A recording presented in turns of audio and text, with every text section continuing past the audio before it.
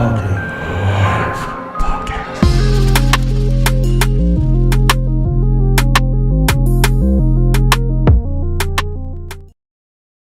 was very happy with the readings, how they were going, but I wasn't really sure that that could become a full-time career. So I did a little ritual. I'm very, I practice a lot of, magic rituals and things like that to see if there was any, actually to ask specifically for a sign. Visit our sponsor, the Most Gifted Psychics. Call 866-228-2883 and mention code word HauntingLive to receive 10 minutes for just $10. 100% satisfaction guaranteed.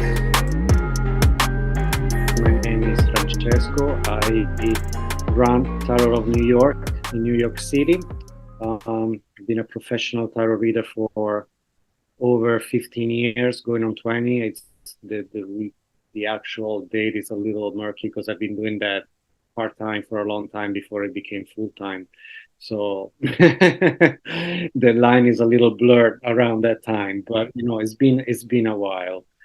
And so a lot of people want to know that the first question that I actually get all the time is, when did I start reading tarot? And I'm pretty sure you have that question as well, right? Yeah, that's going to be my first question for you, is basically what led you into tarot and why did you get started in it? So it's at the very beginning. So when I was about 12, I saw a TV show back in Italy. I'm from Italy. And there was a girl in that show that was reading tarot. And I was like, as every, most 12 years old, I got fascinated by it. I liked the girl and I thought that was cool. So I thought that, yeah, I might try that as well and see what happens. And little did I know that I would be hooked forever. So, yeah, little experiences here and there, even from when I was younger. I always had a little bit of let's call them visitations or, apparitions or things like that I would see or experience. So that wasn't that out of ordinary. It wasn't that extreme as a thing to do. So I was like, kind of like, yeah, this sounds like fun. Let's see what happens. And so I played with it for a while, and I didn't really do anything with it until probably 6 or 7 years after that. And then it started becoming, I started to see that it actually was a pretty good tool to find out things. And so I started using it like that. And my friends, they kind of like caught up on that as well. So yeah, little by little, it became a part-time job until it became my full occupation. And so. So what kind of things drew you into it? What did you find interesting about tarot? What did you like about it? I am a very visual person. So everything that I think comes through images in my mind, and also when I speak.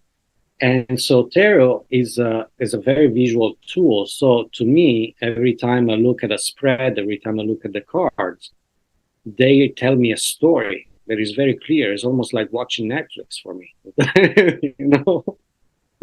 So I just need to repeat whatever I see on the screen. And it's fascinating. I really like this about that. Did you have to develop a way of doing that when you first learned how to do tarot? And back before you started learning it, did you find it difficult to see those pictures, or was that something that came pretty easy to you? So there's different tarot decks and the one that I started with is a Marseille tarot deck. I have it here. And this was a little hard at the beginning to master. In fact, I didn't go very far with this until much later. The one that I found very easy to work with from the beginning was the what is called the Rider-Waite-Smith deck by Pamela Coleman Smith. That was like really, really easy to work with. And so, sure, I memorized the meanings of the cards, and this one also has very clear pictures, so it's very easy to read with it. Um, but then something interesting happened. A few years ago, um, I had another job and I was very happy with it. It was a pretty good job. And but this tarot thing was kind of like, okay, I'm having basically two full-time jobs, and there's only so much time in the day, so I need to pick one thing to do. And I was very happy with the readings, how they were going, but I wasn't really sure that that could become a full-time career. So I did a little ritual. I'm very, I practice a lot of, magic rituals and things like that, to see if there was any, actually to ask specifically for a sign if this was something to do full time or to just, let it be. And the same evening, I was walking in the street here in New York, and I ended up by accident in front of the house of a very famous uh, psychic who's now retired. He's very old, but back in the day, in the 60s and 70s, he was all the rage. Okay, and and his door opens and he comes out. I said, "Did you ring the bell?" I said, "No, I just walking." "Oh, my dog heard something, so I thought that person was ringing the bell." I said, "No." And we got to talk, and he invited me in. And long story short, for the next, let's say, 6 months or so, we had weekly meetings in which he would give me advice, mentorship, but also test me to see how I was doing. and and that basically made it, was the sign. It was like, wow, this is incredible. So I'm just going ahead and do it. And I haven't looked back since, and it's been very good. Well, definitely a sign for sure. That's a big one too, that you get help from like a famous psychic in New York. That's pretty big. Did he know that you had the ability already to do that, I guess, or did he kind of sense Oh that in yeah, you? yeah. Because the first meeting that we had, so when we were speaking that first night, he said, "Okay, call me in 2 weeks and let's see what happens." And then he invited me over again, and so we did some readings there. And it's like, okay, so we're gonna meet again um, next week, and then next week, and then next week, and then next. So it was a continuous test there, but it was like, obviously he saw something because he kept inviting me over until the day I said, okay, just go on your way. I have nothing else to tell you. That's good. And how did the outcome of that happen? Was it a positive outcome that you felt you had the right direction after that? Absolutely. I call that my PhD in tarot reading. So that was an extremely positive experience, definitely. So how do you take that now, the lessons you learned back then, to your day-to-day work nowadays? How do you work? Do you work the same way, or do you use cards all the time like you did, or? I incorporate a lot of the things that we talk about in those sessions. I think they're very, very valuable. Obviously, the man had a 60-year career, so he knows what he's talking about. So yeah, I still use a lot of the subject, the systems, spreads mainly that we talk about, and yeah, to say that a lot of things stuck in my mind during those sessions. Yeah. Do you still use a lot of his teachings nowadays too? Like, did it stick with you, and is that the way you practice nowadays, or have you sort of taught Yeah, yourself how to do things your own way and use his together, or? I think it's both, because you can start. Well, I had my previous knowledge that I brought to him, and then he kind of like fine tuned things that needed to be uh, redirected or expanded more than that. I think that that's what we can talk about. It was expanding um, this knowledge, and then from there, with the daily use, because I do this every day, uh, things change a little bit. They, may grow. I may add, more things to it. So it's constantly growing. It's fascinating. Yeah, I guess you always find new ways of doing things, different ways of things that work for you, right, day to day. So, Right. Absolutely. And a lot of it, I really trust the cars because sometimes I want to go in a certain direction and I see that they don't want to go in the direction. So, okay, all right, let's do it your way. And then actually that was better. So, okay. they show you which way they want to work. Right. Yeah. What are Yeah. some of those signs that they show you when you're doing readings for people? What are some of the ways they show you what they want to show you? Well, sometimes it happens, for example, usually people, when they come, they want to make the best of the time that we have in a session. So they come prepared with questions and things that they want to look into.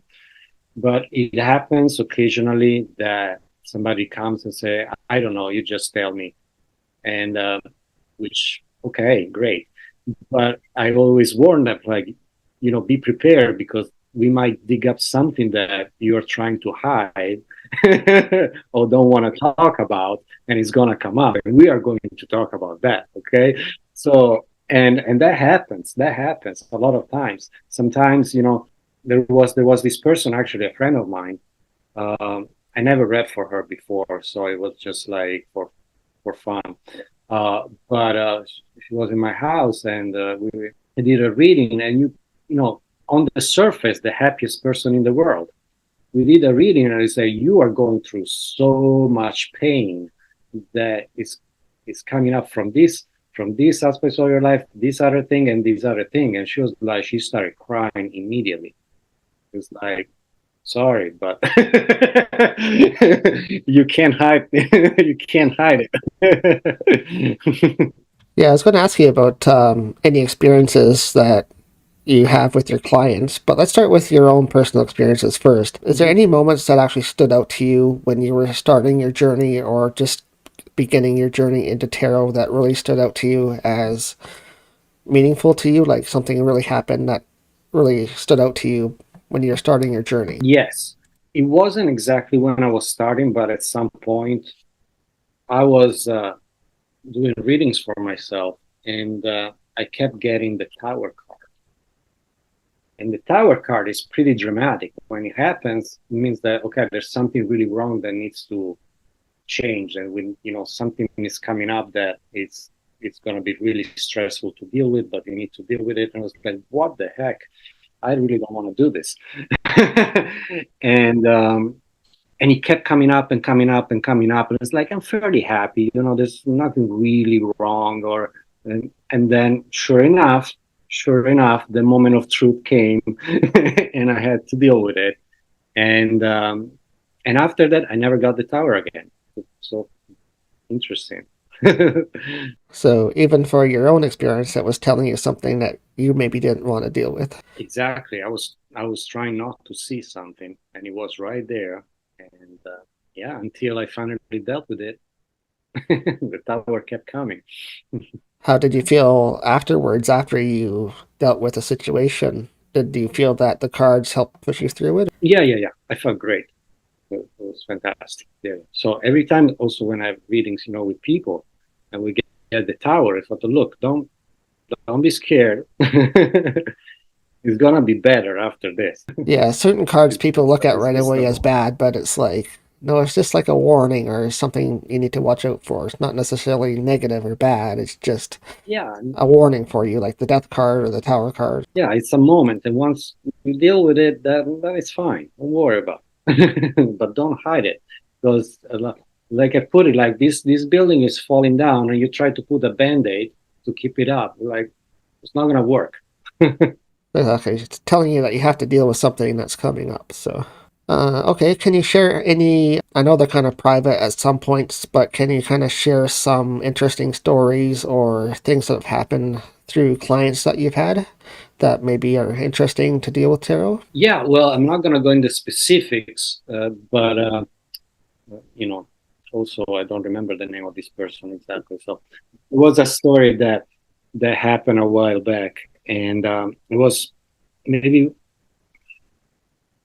one of the first times that I was reading for people that I didn't know, and then I had to give some pretty bad news.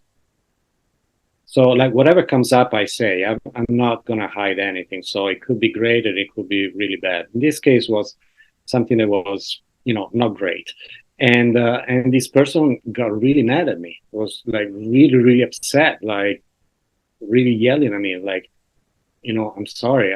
I mean, I hope I'm wrong, but I doubt it. So, so take it for what it is, and so I tried to explain that, and but she didn't want to hear it, and so she left. And I think it was 2 or 3 weeks later, she calls me. It's like, I am so sorry.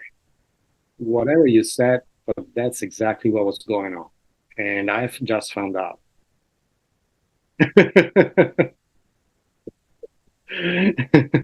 Well, that's the best way to be. Like, you can't pick and choose what messages come through, especially when you're the reader. Like, you can't say, I don't want to tell you something because this part of the card is showing something different, right? You can't do that really. You have to tell Right. everything that's coming through, I think. So I think that's the best way to handle it.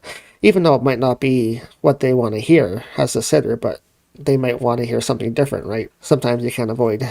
Right. It's yeah, it's not easy sometimes because you can really see the pain in their eyes and like I feel for you, but I can't make something happy that is not happy. We're gonna have to work through this and then eventually find a solution and then you will be happy. But let's not pretend. So in that situation, she at least called you back to tell you what happened, right? So she understood later on what it meant. So Yeah, no, I was very specific with the situation, and so that's why she was so mad. But then she kind of like saw that at the end of the day I was just warning her or something, and that was it. I think she came back a few more times um, after that, so she was pretty happy about the whole experience, which is all that matters for me. If it's yeah, helpful, I'm happy. yeah. You both have to be happy in the end and make sure that what you're reading for them is accurate and also what they're getting is accurate too. So they may not understand it right away, but eventually they'll see what the cards mean. How do you go through interpreting things that you see? So do you use the card solely as the image on the card, or do you kind of intuitively pick up other things as well? Well, mostly the story that comes up through the cards, what I see there. But not only that, because each card has their own meaning, but also the way they interact between themselves. That's really the art for reading, because anybody can memorize. I mean, it may take a little bit longer for some people, or quicker for others, but the standard meanings are pretty much the same there. So if you have a little bit of memory, you can figure that out. The art is to see how they interact with themselves. So you can see the story of, okay, this is happening, then this other is happening here, and then this is involved, and so we can expect this to happen like this. But okay, so that's the story that I tell. And then sometimes there are other things that if I have somebody in person in my office with me, yes, there might be other aspects that come through, such as I might see different lights or something. It's rarely noises or sounds. It happened, I think, maybe twice. I thought it was interesting, but sometimes I can see like it's always visual with me. So with the person, so there might be other things that come up. But usually when it's in person, if it's on the phone or in video, usually I stick with what the cards are saying. Yeah, you mostly stick to the message that's coming through the cards then without trying to deviate too much from that. Yeah. Because I wanna make sure that we make the most of the time that we have available. Try not to go too far off. You want to stick to the Yeah. plan. No, I was wondering because sometimes people use their own abilities as well when they do readings, so they tend to pick up intuitive messages from spirit or otherwise, not just using the cards. So I just wondered if you pick up spirit messages as well, or is it just tarot strictly? Occasionally, but only when in person, because for some reason that's only when I get them. You know, sometimes it happened a few times maybe when I was on the phone, but it's very rare. It's mostly when I'm in person, and and also sometimes if it's in a different location, I do pick up a lot of the energies of the specific places. So sometimes again, it's visual. I get like a story like that I see in my mind and that is associated with that place. So that's another funny thing that happens sometimes. If I'm in a new place, like in one of the apartments where I live, I kept getting this image of this girl and this guy, and there were parties happening, and it's like, whoa, this what's going on with this place? And it turned out that actually I did a research on that because I got curious because it kept coming up and said, wow, what's you know. And it turned out that this advertising executive, he had a lover, and the lover lived in that apartment, and he would come and have parties with her friends. So it's like, look at that. Yeah, so everything comes out eventually. So Yeah, yeah, interesting. So, where do you see yourself? You said you do this full time now, right? So, yes. is that something you see yourself doing for the rest of your life? That's what you want to do, and you know, tarot's going to be your full time career then? Well, I think that, yeah, unless at some point they show me a different way, but it looks like that we are here. We're here. I'm very happy with this, and I think it's working out very well. Um, so I think I'll stick with it for as long as I can tell. You know. No, that's great. If it's working, it's working for you. So that's wonderful. What would you say to somebody that likes the idea of doing tarot but isn't sure about getting into it just yet? Do you have any advice for somebody that wants to learn how to do tarot? Take it slow. Things will come up eventually. Trust the cards. Don't try to put too much of your own thoughts into it. Trust what shows up, even if even if it looks weird or feels weird. And yeah, and it's something that grows over time. So there's no like I started 2 weeks ago and I'm a professional. No, that's unfortunately doesn't work like that. But but and also it requires a lot of discipline. So you need to do it every day to really get like proficient. And you know, the more you do it, the quicker it is to learn and to practice. Yeah, So for sure. Practice every day, right? So, yeah, I do that every day. So yeah. Okay, wonderful. How would people get a hold of you if they're interested in contacting you for a reading or finding out more about you? sure, I am on my website tarotnewyork.com. There's information on how to book a session. There's a nice page there that gives options for in-person, phone sessions, video sessions. I have clients all over the world. You know, sometimes, you know, I got people from Asia. The time can be a little hard to with the time zones, but we kind of make it happen. And you know, it's been working fine. So it's very efficient like that. And also sometimes I do readings in locations in the city, or sometimes when I travel. And for example, tomorrow I'm gonna be on Fridays. Usually Friday afternoon, I do readings at a sober bar. That's interesting. It's the only sober bar in New York City. It's called Ecate, and I'm there from 12 to 5, and it's a nice, cozy place, so people can come over and get a reading there in a very relaxed environment, get a tea or you know, something to drink and have a reading. I'm also on Instagram, Tarot of New York, and in Instagram I post, you know, if I go somewhere special to do readings, I put it there so people can meet me if they want to. So it's interesting. Or if I find interesting things that happen related to tarot, I'll post them there. Okay, sounds wonderful. Sounds exciting. At least you get to go out and meet people and do that in person as well. So they get to meet you too. So Right, right, right. Well, thank you very much, Francesco. I appreciate you coming on to talk about what you do in tarot and learning a little bit about your practice there in New York, especially. So, thank you for being on Haunting Live.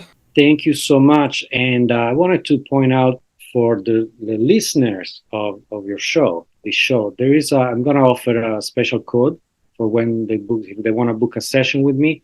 It's going to be podcast 23, and they can get a VIP rate, a little discount that they can enjoy. So okay, wonderful. I appreciate that. I'm sure our listeners will appreciate that and check you out as well. And we'll have that code in the description below for them to check out. So thank you so much for that. Thank you, Trevor. Thank you so much. Thank you for being on, and have a wonderful rest of your day. Miss one of our episodes? Replay our episodes on Rhode Island Broadcasting, Wednesdays at 10 p.m. EST. Show your support for Haunting Live by supporting our broadcast partner, Rhode Island Broadcasting. Find them on YouTube. The paranormal can happen at any time, so that's why our Etsy store is always open. Get your paranormal items from cleansing to protection to attraction, all available now on our Etsy store. Search Haunting Live.